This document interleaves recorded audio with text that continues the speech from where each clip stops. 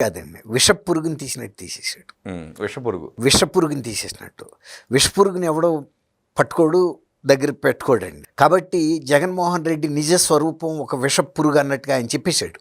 అలాంటి వ్యక్తిని తల్లి చెల్లి కూడా క్షమించలేదన్నాడు. తర్వాత ఎవరైనా సరే ఒక వ్యక్తి నుంచి మనం ప్రయోజనం పొందితే, లబ్ధి పొందితే వాళ్ళకి కృతజ్ఞతగా ఉండటం అనేది ఒక మానవ నైజం అని చెప్పాడు. కృతజ్ఞత లేకపోవటం అనేది మహాపాపం అని చెప్పాడు. మహాభారతంలో కూడా ఇదే చెప్పారని చెప్తూ కొన్ని శ్లోకాలు కూడా ఉటంకించాడు. అటువంటి వ్యక్తే జగన్మోహన్ రెడ్డి అని చెప్పాడు. కుటుంబ సభ్యులు షర్మిల గారు, విజయమ్మ గారు ఆయన 2019లో ముఖ్యమంత్రి చేయటం కోసం వాళ్ళ శక్తి వంచన లేకుండా తిరిగారు. నేను అనేక రకాలైనటువంటి సహాయం చేశాను. అన్నిటికీ మించి ప్రజలు ఎన్నుకున్నారు, ప్రజలు నమ్మారు. అసలు ప్రజలు చేసిన సహాయం ప్రజలే కదా ముఖ్యమంత్రిని చేసింది. కానీ ఆయన వేధించింది ఎవరిని? ప్రజలనే కదా. ప్రజలనే వేధించిన పాలకుడు ఎప్పుడైనా ఎక్కడైనా బతికి బట్టగట్టగలుగుతాడా? అటువంటి నైజం ఉన్న వ్యక్తి అసలు సమాజంలో నెగ్గుకు రాగలుగుతాడా? ప్రజా జీవితంలో కూడా అదే పరిస్థితి.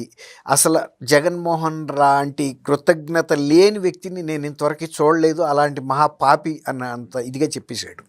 అంటే ఇప్పుడు ఆయన ఏదో అంటారు చూసారా, తీర్థం అవుతుంది దాంట్లో పోస్తే, శంకులో పోస్తే కానీ తీర్థం అవుదంటారు. ఈ విషయం ఇవాళ ప్రశాంత్ కిషోర్ ఏ చెప్పాడు, 2024లో ఆంధ్రప్రదేశ్ ప్రజలు మూకుమ్మడిగా కూడా చెప్పారు కదండి. ఇప్పుడు అది శంకులో పోశాడు.